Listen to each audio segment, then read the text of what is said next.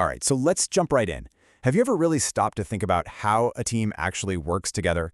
I mean, it doesn't matter if it's a massive corporation or just you and your friends trying to plan a party. Every single group faces this one giant question. How do we organize ourselves? And trust me, getting that answer right, well, it can be the difference between total success and just complete failure. And that one question leads us to this huge puzzle that pretty much every business is wrestling with today. Do you build what some people call an iron cage, a super organized, predictable system where everything is about pure efficiency? Or do you go the other way?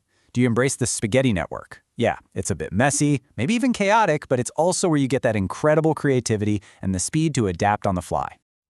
Okay, let's put you in the driver's seat for a second. Imagine you are the CEO of a hot new fintech startup. To outmaneuver the competition, your team has to be nimble, creative, just super fast. But then you walk into a meeting with investors, and what do they want to see? They want a stable, predictable plan, a hierarchy. Suddenly, you're caught in this classic tug of war, right? Pulled between being agile and being efficient. And hey, this isn't just some high-level problem for CEOs in fancy boardrooms. It's happening in your life, right now.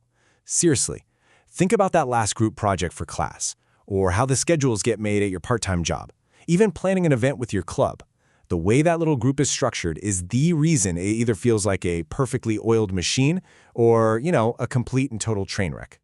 So this constant battle, this push and pull between structure and freedom, it actually has a name. We call it the efficiency paradox. And honestly, figuring out how to solve it is one of the single biggest challenges for any organization today. So what's the secret then? How do you solve it? Well, a bunch of really smart people came up with something called contingency theory. And the core idea is actually super simple and kind of liberating. It's this: there is no single best way to organize. The optimal structure is completely contingent. It depends on the environment you're in and what you're trying to do. Okay, to really understand where things are going, we've got to look at where we came from. So let's start with the classic, the OG model, if you will, the old pyramid. The fancy term for this is a mechanistic structure, but you already know exactly what this is. It's that traditional, top-down pyramid. Think lots of rules, very clear lines of authority, and all the big decisions coming from the very top. Everyone has a specific, rigid role. The whole point? Predictability and control. Now, there's a huge trade-off here. On the one hand, if your environment is super stable, think of a classic factory floor, this structure is fantastic for maximizing efficiency. It's a machine. But here's the massive weakness. It creates what we call silos. You get these departments that are so walled off they barely talk to each other. And that's where communication breaks down, and innovation just completely stalls. So, if this model can be so slow and clunky, why is it literally everywhere? Well, a brilliant organizational theorist named Henry Mintzberg had this amazing insight. He basically said that as organizations get older and bigger, they just naturally drift toward bureaucracy. It's almost like a survival instinct, a way to protect themselves from chaos. But let's be honest, the world today is anything but stable, right? It's fast, it's unpredictable, it's constantly changing.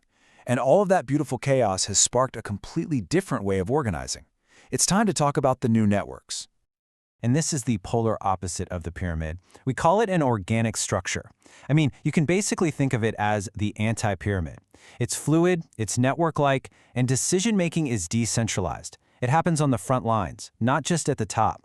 You have way fewer rules, and you see these cross-functional teams popping up everywhere to solve problems. Okay, let's really put this side by side so you can see the difference. In the mechanistic pyramid, information flow is vertical, up and down the chain of command. Decision-making? Centralized, at the top. Employee autonomy? Pretty low. Now look at the organic network. Information flows laterally, peer-to-peer.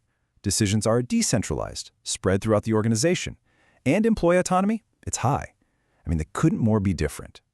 But, and this is a huge but, there's a major catch. You can't just redraw your org chart and expect magic to happen.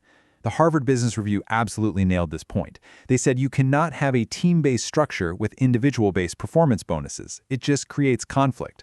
Your structure, your culture, your rewards, everything has to be aligned. All right, enough theory. Let's see how this stuff plays out in the real world. We're going to look at two massive, super successful companies that took wildly different approaches to this whole problem: Spotify and Lululemon. First up, the international music giant, Spotify. These guys are famous in the business world for basically taking that old pyramid structure and just dynamiting it. So, Spotify created this legendary squad model. They organized into these small, autonomous teams, the squads, that pretty much act like mini startups. It's the ultimate organic structure, what some theorists call an adhocracy. The whole point is to be incredibly adaptable. The advantage? Blazing fast product development. But the flaw? All that autonomy led to fragmentation. Teams weren't always talking, which meant you had a lot of duplicated work. Okay, now let's flip the script and look at a completely different beast, the Canadian retail giant Lululemon Athletica. What Lululemon does is, honestly, kind of brilliant. They run a hybrid model. For the parts of their business that demand efficiency and consistency, like their global supply chain, they use a very mechanistic, pyramid-like structure. But for their local stores, where building a community is everything, they go organic. They give store managers a ton of autonomy.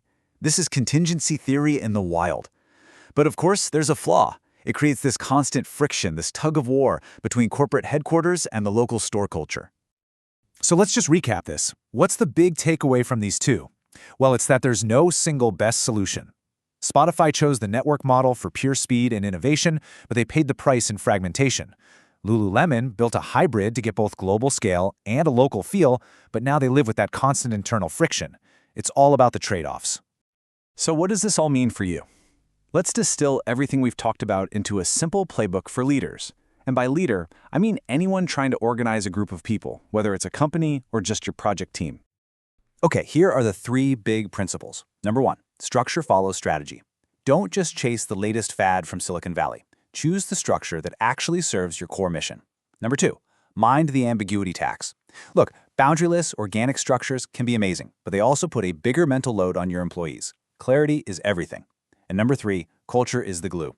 In a network that doesn't have a million rigid rules, a strong set of shared values is the only thing that guides decisions and keeps everyone pulling in the same direction.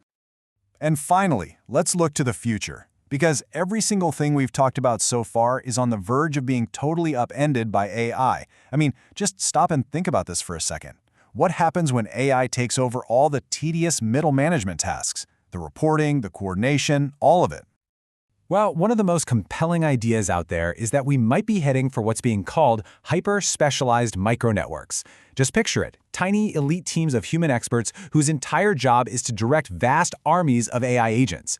In a world like that, being a fluid, agile, organic organization, well, it's not going to be a nice to have anymore. It might just be the only way to survive.